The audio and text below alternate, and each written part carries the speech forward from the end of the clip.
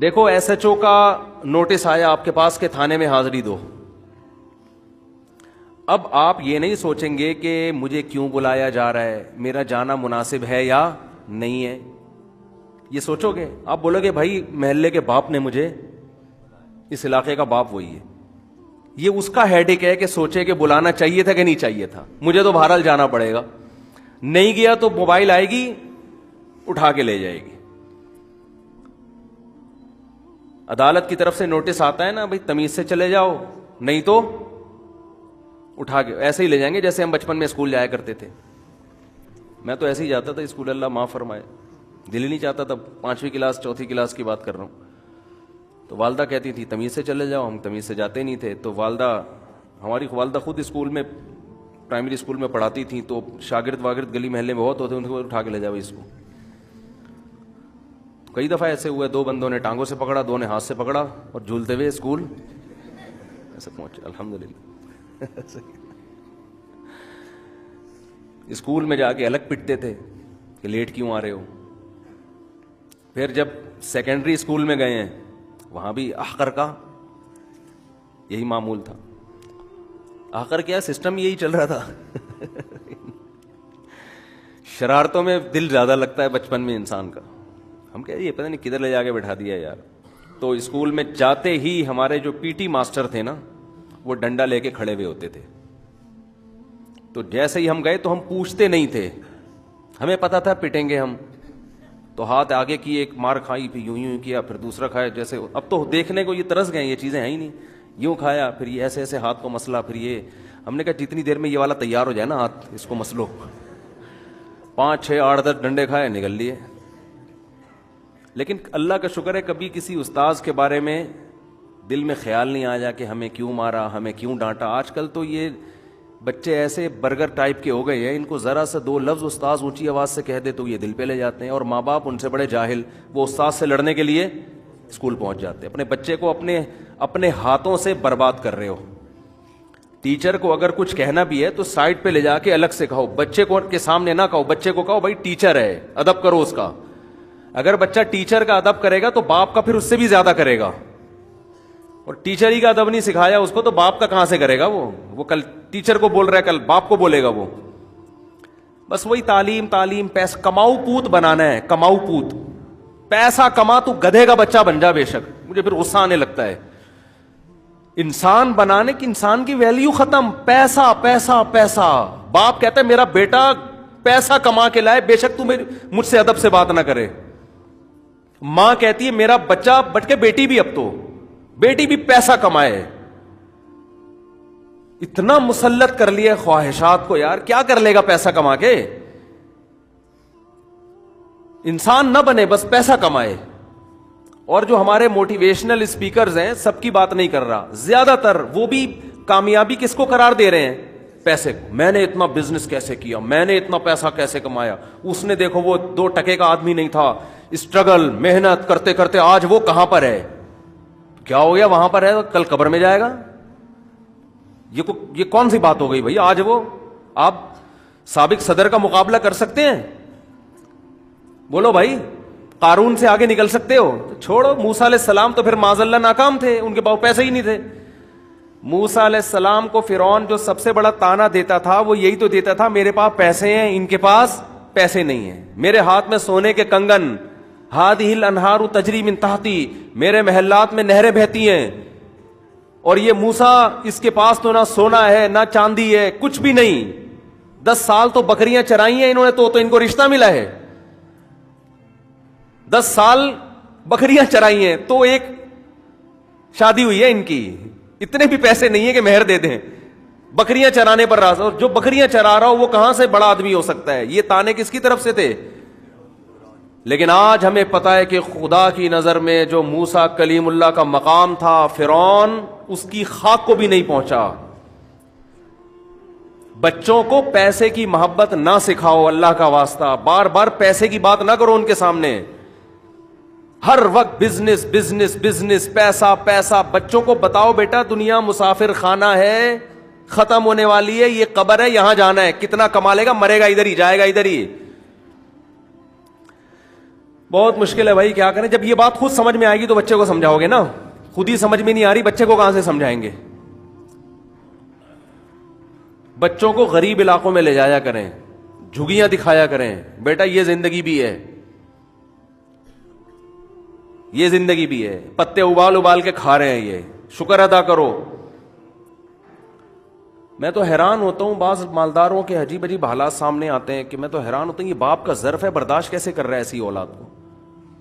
بیٹا زندگی میں ابا کی جائیداد پہ نظر رکھ کے بیٹھا ہوا ہے, ابا کو اس لیے شادی نہیں کرنے دے رہے کہ 8واں حصہ ادھر نہ چلا جائے. ابے تو گدھا ہے یار, تو انسان ہے, گدھا ہے, یہ تیرا مال تھوڑی ہے, تو تیرے باپ کا مال ہے.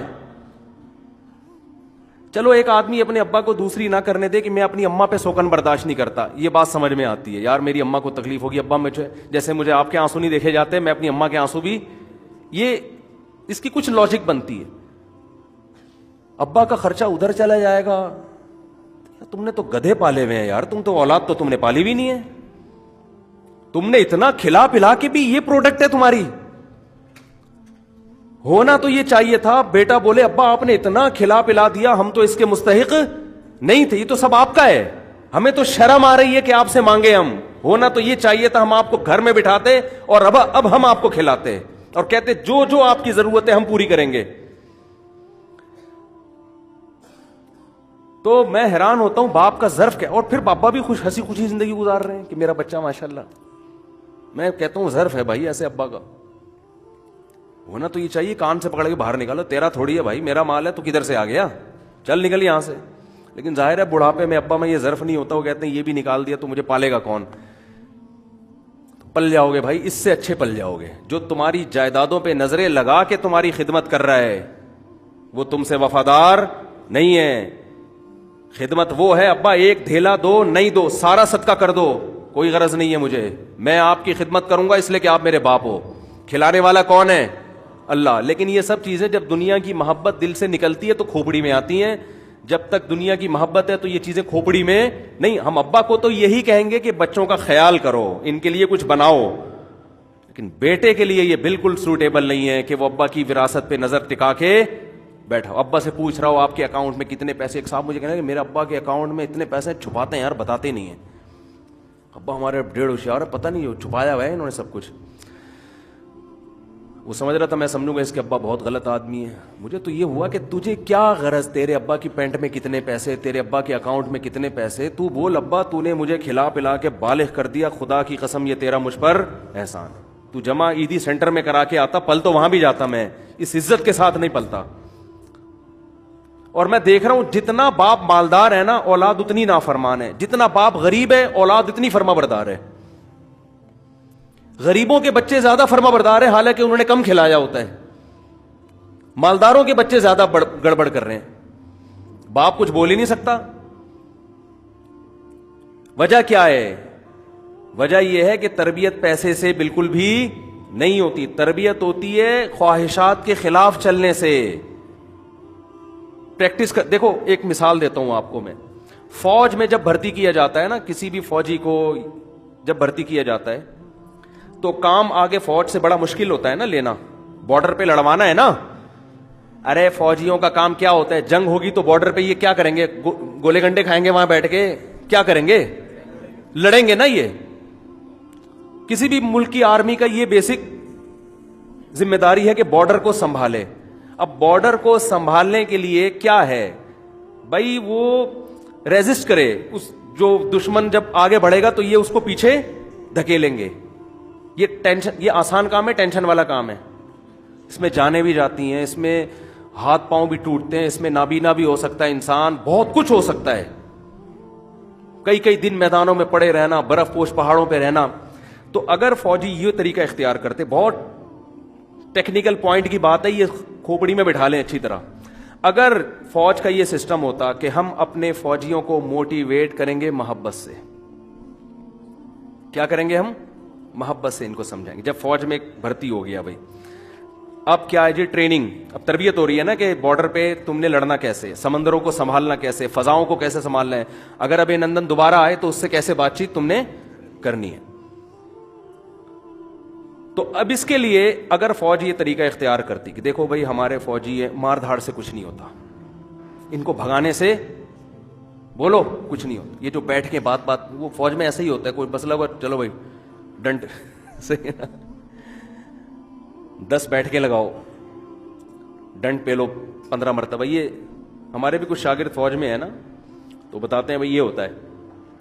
تو اگر ان کو تمیز سے موٹیویٹ کیا جاتا فوجیوں کو، دیکھو اب بھرتی ہو گئے، اب آپ نے اپنی فٹنس کا خود ہی خیال کرنا ہے، ہم آپ کو ایک اسکیجول بنا کے دے دیتے ہیں، اس کے حساب سے آپ نے چلنا ہے، تاکہ کبھی جنگ ہو جائے تو ایسا نہ ہو کہ آپ کی توند بھاگنے میں رکاوٹ بنے، آپ کی تشریفیں اتنی بڑی ہو جائیں کہ وہ بیٹھنے کے قابل نہ رہے، دوڑنا تو دور کی بات. تو لہذا آپ نے صبح 5:30 بجے اٹھنا ہے، اس کے بعد آپ نے جاگنگ کرنی ہے، اس کے بعد آپ نے ناشتہ کرنا ہے، اس کے بعد کلاس ہوگی، وہاں جا کے آپ نے پڑھنا ہے، دوپہر کو قیلولہ ہوگا، پھر یہ ہوگا، پورا اسکیجول بنا کے دے دیا. محبت سے تبلیغ کس سے ہوتی ہے؟ محبت سے ہوتی ہے نا، محبت سے سمجھا دیا ان کو. 6 مہینے بعد آفیسر نے رپورٹ طلب کی، کون کون جاگنگ کر رہا ہے بولو، کون کون ایسا ہے جس کا کولیسٹرول لیول کنٹرول میں ہے، کون کون ایسا ہے جس کی کمر اتنی ہے، توند اتنی ہے جتنی ہم چاہتے ہیں. آپ کا کیا خیال ہے اگر 500 فوجی بھرتی ہوئے ہیں تو ان میں کتنے ایسے ہوں گے جو اس روٹین پر عمل کر رہے ہوں گے؟ میرا خیال ہے شاید کوئی ایک بمشکل ایسا ہو. 499 ایسے ہوں گے جو بھول کے کپا بن چکے، جب فری میں گورنمنٹ کی طرف سے ان کو ناشتہ بھی مل رہا ہے اور کوئی پوچھنے والا نہیں ہے. اب کوئی بڑا فلاسفر آیا نا، موٹیویشنل اسپیکر، بڑا خاندانی قسم کا، اس نے کہا ایکچولی وہ کوئی یا ماہر نفسیات بلایا، وہ کہہ رہے ایکچولی یہ تجزیہ کر رہے ہیں نا، 499 آدمی کی توندیں کیوں نکل گئیں؟ ہم نے تو ان کو سمجھایا تھا کہ صبح 5 بجے اٹھنا ہے، ناشتہ یہ والا کرنا ہے، یہ والا نہیں کرنا، 2 انڈے کھانے ہیں اس میں، پھر جو پوری ترتیب فوجیوں کی ہوتی ہے، اور اتنے بجے نشانے بازی سیکھنی ہے. تو ہم نے ان کو اتنا سمجھایا تھا، مگر 499 آدمی وہ بیکار نکلے. اب جو کوئی پرانا تجربے کار فوجی ہوگا نا، وہ کہے گا بھائی ٹھڈے مارو پنشمنٹ دو. تمیز سے بات سمجھ میں نہیں آ رہی، گالیاں دینے پہ آ جائے گا وہ. اب وہ ماہر نفسیات ہے، کہہ رہے نہیں ایکچولی یہ انسان کی ایک سیلف ریسپیکٹ بھی کوئی چیز ہوتی ہے، سیلف ریسپیکٹ بھی. گالیاں بالکل نہیں دینا. یہ جو فوجی آئے بڑے اونچے خاندان سے آئے بھائی، اس کے باپ نے کبھی زندگی میں اس کو گالی نہیں دی، آپ کیسے گالی دے رہے ہو اس کو آپ کیسے سزا دے رہے ہو؟ ان کو سمجھاؤ، پھر ان کو جنت کے فضائل سنانا شروع کر دیے. دیکھو ملک کے دفاع کے لیے جو لڑے گا تو آخرت بھی ملے گی، دنیا میں بھی اس کو چائے کا خرچہ اس کا ہوگا، ایک پیالی چائے پلائے گا، اس سے عزت ہوگی اس کی. کس کو پلائے گا سب کو پتا ہے. تو ایک دودھ پتی وہ ہوتی ہے جو رشتے والوں کو پلائی جاتی ہے، آپ کے گھر آئے ہوئے ہیں رشتہ لینے کے لیے. ایک دودھ پتی وہ ہوتی ہے جو پائلٹ کو پلائی جاتی ہے. دونوں کا مزہ، اس میں پینے میں اتنا مزہ نہیں ہے جتنا پلانے میں، اور اس میں پلانے میں ایک آدمی کو مزہ نہیں آتا، پوری قوم کو مزہ آتا ہے. ہٹو بچوں، ہو گیا کہ نہیں ہو گیا؟ ایک پیالی چائے آپ پیئیں، آپ کو مزہ آئے گا، ساتھ والے کو نہیں آئے گا. جس نے پلائی اس کو بھی تھوڑا بہت مزہ آ جائے گا. لیکن یہ ایسی دودھ پتی ہے جس میں پینے والے کو بالکل بھی مزہ نہیں آ رہا، پلانے والے کو اتنا مزہ آ رہا ہے کہ پوری قوم میں وہ مزہ ڈیوائیڈ ہو گیا.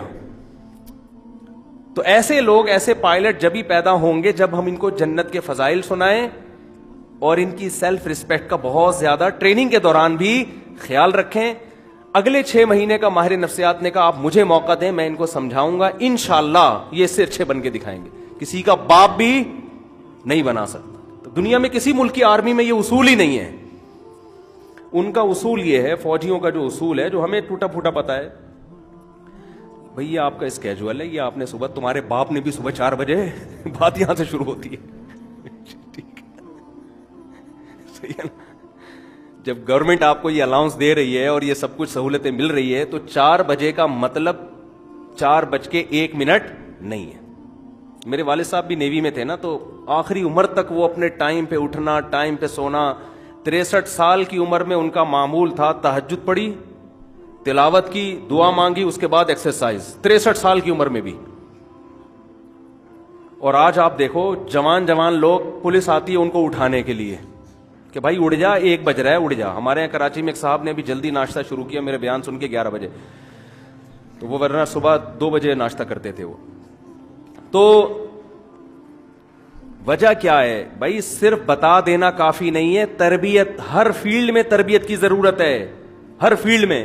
اگر فوجی لوگ پراپر طریقے سے اس کو ٹریننگ نہ دیں, اٹھو صبح, جو ہم نے کہا ہے نا 4 بجے, تو 4 بجے کا مطلب اٹھ جاؤ. نہیں اٹھ رہا تو اٹھاؤ اس کو, کھڑا کرو اس کو, اٹھ بھائی. بھاگنے کا مطلب یہ نہیں کہ لکھ کے دے دیا بھاگ لے, لکھ کے دے دیا. ہم اولاد کی تربیت پتہ ہے کیسے ہو رہی ہے ہمارے گھروں میں؟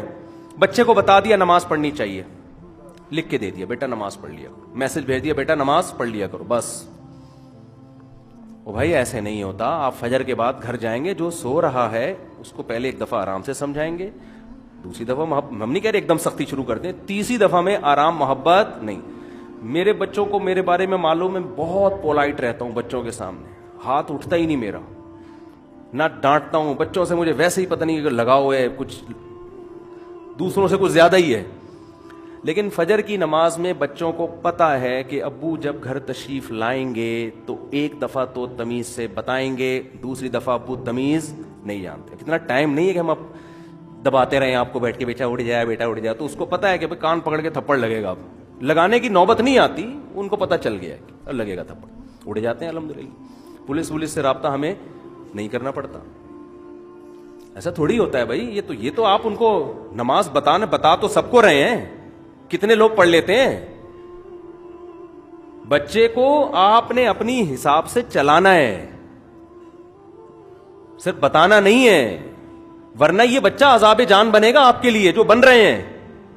بچوں کی ہر چیز کا خیال تو کر رہے ہیں, ان پہ ذمہ داریاں نہیں ڈال رہے. میں ایسے گھروں کو بھی جانتا ہوں, ماں کے ساتھ بیٹے مل کے جھاڑو دے رہے ہیں گھر میں, بچے ہیں ابھی لڑکے,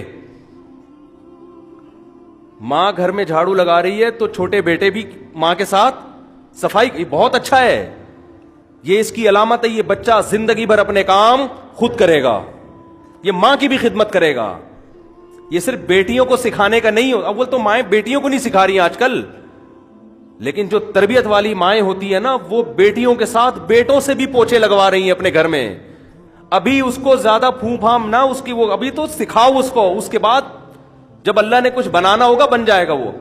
پہلے زمانے میں بادشاہ لوگ اس کا خیال کیا کرتے تھے کہ ہمارے بچے شہزادے ہیں, یہ اس شاہی ماحول میں پل کے بڑے ہو کر تو انہوں نے بگڑنا ہے, بچپن سے ان کو تربیت دی جائے. تو بڑے بڑے بزرگوں کے پاس ان کو بھیجا کرتے تھے کہ ان سے اتنی خدمت لو کہ ان کے دل سے یہ شہزادہ پن نکل جائے, ان کے دل سے, ان میں تواضع عاجزی انکساری پیدا ہو جائے.